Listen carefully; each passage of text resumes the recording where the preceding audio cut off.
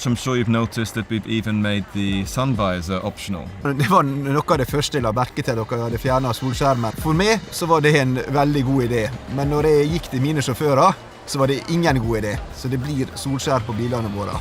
Next time, maybe.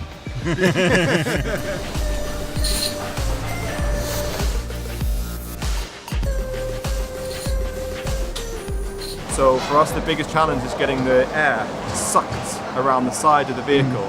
Every single gap and every single mounting on the cab has been minimized to have the smoothest airflow. You can even see here that the headlights and the roof have now been flush mounted. With the new cab, you can now have that straight from the factory in the most aerodynamic way possible. Det en stor del av energikakan som går åt för att kämpa sig genom vinden, kämpa sig genom luften.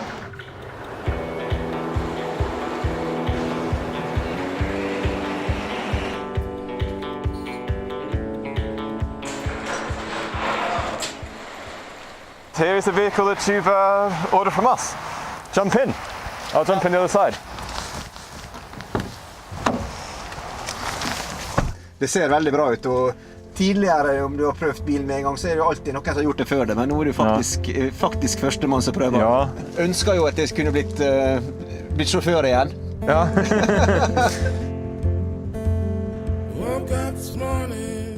Det betyr mye for meg personlig å vite at med det antall kilometer som vi produserer langs veier i Norge i dag, at vi tar ansvar for generasjonene som kommer etter oss. So, Evan, I hope you've had a really good trip, and I hope that these new trucks live up to your expectations.